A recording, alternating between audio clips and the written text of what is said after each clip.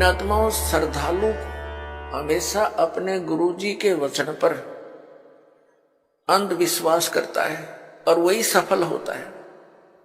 लेकिन इस गुण का इन नकली गुरुओं ने दुरुपयोग कर लिया। जितने भी आप देखते हो ये संत और इनके पास गए हुए ड्योटी कितने समर्पित हैं। वो गुरुजी जो भी ज्ञान बताते हैं शिरोधार्य होता है।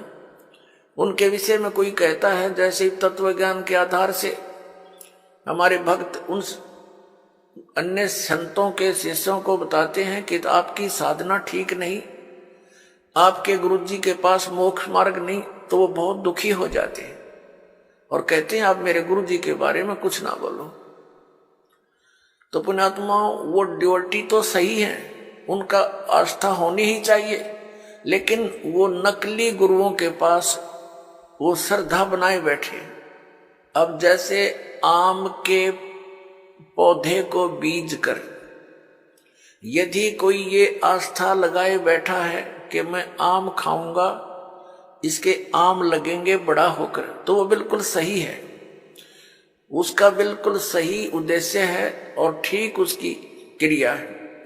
और यदि बबूल का पेड़ पौधा बो करके और वो ये कहता है कि ये बड़ा होगा, इसके आम लगेंगे, और उसको कोई जानकार व्यक्ति ये सलाह देता है कि ये आम का पौधा नहीं है, इसको आम नहीं लग सकते, और वो ये कहे कि तू मेरी भक्ति मार्ग को यानी मेरे पौधे को गलत मत बता, तो वो उसकी एक तो श्रद्धा है। जिस व्यक्ति ने उसको आम का पौधा बता करके बबूल दे रखा है, वो पूरा विश्वास किए बैठा है उस नकली आदमी पर। तो उस व्यक्ति को चाहिए कि इस व्यक्ति ने मेरे पौधे को ये बबूल क्यों बताया, उसकी फिर पूरा निरीक्षण करना चाहिए, तब उसकी सिंचाई करना, तो बबूल बोने का क्या यूज। तो जैसे भी किसी को ये शंका उत्पन्न करता है कोई कि भी आपका भक्ति मार्ग ठीक नहीं, तो उससे पूरा पूछे, अच्छी तरह निरीक्षण करे और फिर इन सदग्रंथों से मेल करे, क्योंकि किसी के लोक वेद से यानी कहने सुनने मात्र से अपने पद से डगमग होना ठीक नहीं। अपने आत्माओं, ये दास आपको जो ज्ञान देता है ये शास्त्र अनुकूल है। पवित्र श्रीमद् भगवत गीता, पवित्र चारों वेद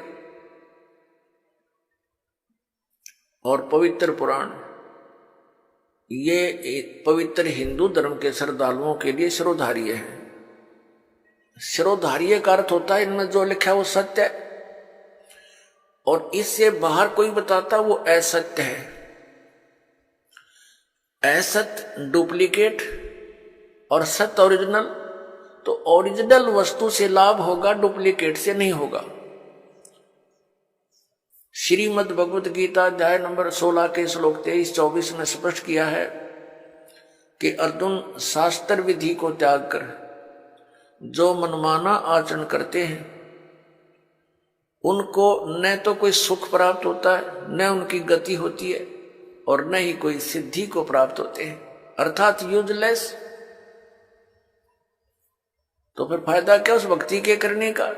तो गीता अध्याय नंबर 16 के श्लोक नंबर 24 में तुरंत कहा कि इससे तेरे लिए अर्जुन कर्तव्य और अकर्तव्य की व्यवस्था में, यानी कौन सी भक्ति करनी चाहिए और कौन सी ना करनी चाहिए, सदग्रंथ ही प्रमाण है, उनको आधार मानना। सदग्रंथों के विपरीत कोई ज्ञान देता है उसको स्वीकार मत करना, वो गुरु ठीक नहीं।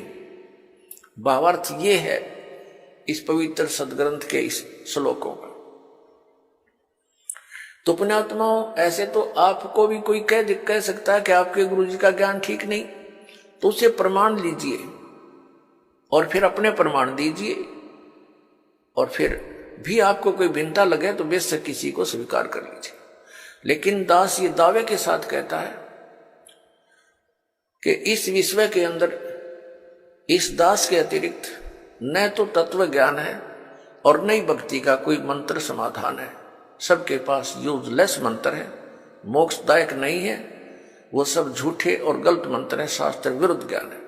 ये ढोल के डंके पर कहते हैं। और ऐसा है तो प्रमाण दे, कोई हमारे सामने आए।